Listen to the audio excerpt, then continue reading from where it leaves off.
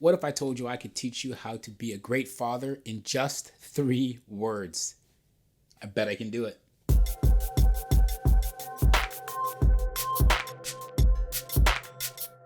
Hey, what's up, guys? Thank you for joining me back here on my channel. It's your guy, Kevin Joseph. I'm back with another video. First of all, I apologize. I know it's been actually probably about a month and a bit since I did one of my last videos. So I've kept you waiting, and I promise I'll try not to do that again.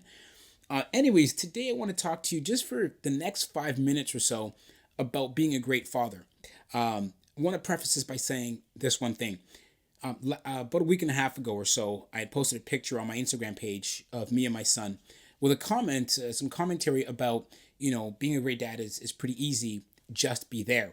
And then a few days ago, I also posted another video of me doing a reveal to my son, to his sort of newly redecorated room. In fact, this is actually the room that we're sitting in where I'm filming this video. He'd been gone to his mom's place for the weekend and was gone for a few days. And by the time he came back, I had repainted the room, got some new furniture, and set up a bit of a gaming area in the corner here, that he really wanted. And when I posted those individually and collectively together, the amount of positive feedback from all the followers and stuff on Instagram was actually pretty overwhelming, in a positive way. But it really got me to think about what it takes to be a great dad. And when I wrote that comment on that first picture, I really truly meant it. Just be there. You can be on YouTube or you can read books and you can find all kinds of things that people will tell you you need to do or how you should be in order to be a great dad. And a lot of them have a lot of really good advice. And I would recommend that to anybody. But the reality is there really is no book on parenting.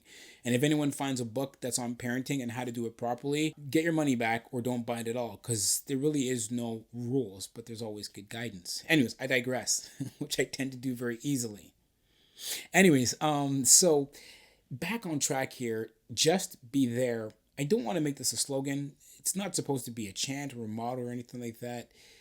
But I think we often, as men, make so many excuses on the reasons why we can't be there for our kids. And it's really disheartening. And especially in our community, the Black community, I think that we see a higher number about father absenteeism from the home than I think I would like to see. Now, that doesn't mean that all Black men are not there for their kids. It doesn't mean that at all. In fact, there are hundreds and thousands and millions of other men who are absolutely doing a fantastic job at being a father to their own children, being a father to children that aren't theirs. And so, hats off and respect to those guys. So I don't want to make it seem like I'm saying that, we're all like that.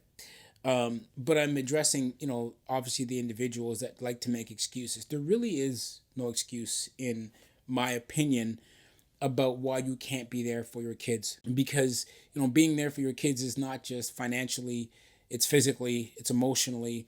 Those are the other attributes that I think miss a lot. I tend to hear sort of two common reasons when it comes to guys not being there for their kids.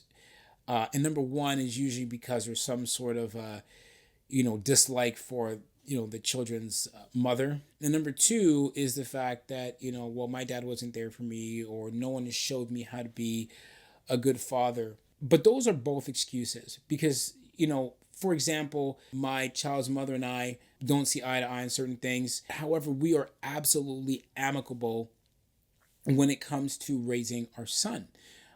So much so that it kind of puts people off because they kind of figure out, well, if you work so well together, why aren't you together? And that's a whole other conversation. But the important thing is that our son is the most important thing.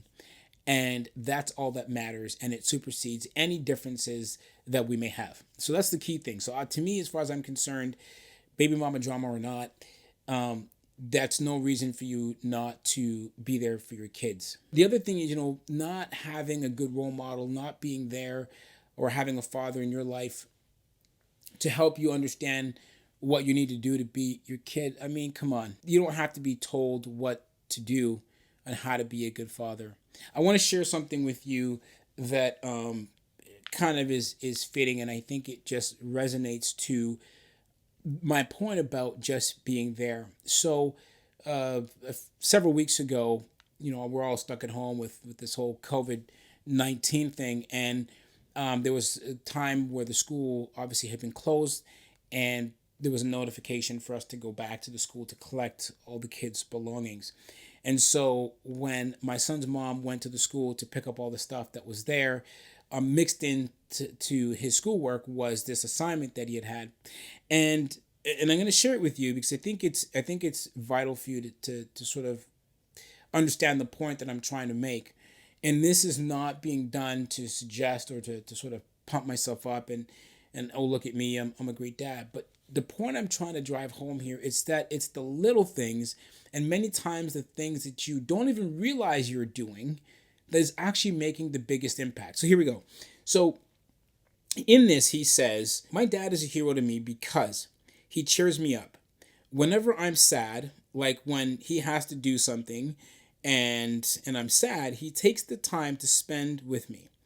And when I play basketball, he joins me and it makes it even more fun. Now, yes, we're all busy. We have things to do. I'm a worker and I'm not always able to be the most attentive. But I recognize that when he's upset about the fact that I'm not there, that I make the time to be there for him. Going to shoot basketball is just, okay, let's go shoot some hoops. It's what I kind of should do. But for him to make a note that this is one of the things that makes him recognize that, kind of I'm there for him is important. And then down towards the bottom, he says, my last reason my dad is a hero is because he makes sacrifices for me, like take care of me, makes me food, and takes me places, etc. Now, again, I'm fortunate enough that I don't have any of that baby mama drama, right? And that I'm in a position where I am able to do things with my son and take him places and do things. But make him food? How difficult is it to make a sandwich? How difficult is it to barbecue some hot dogs?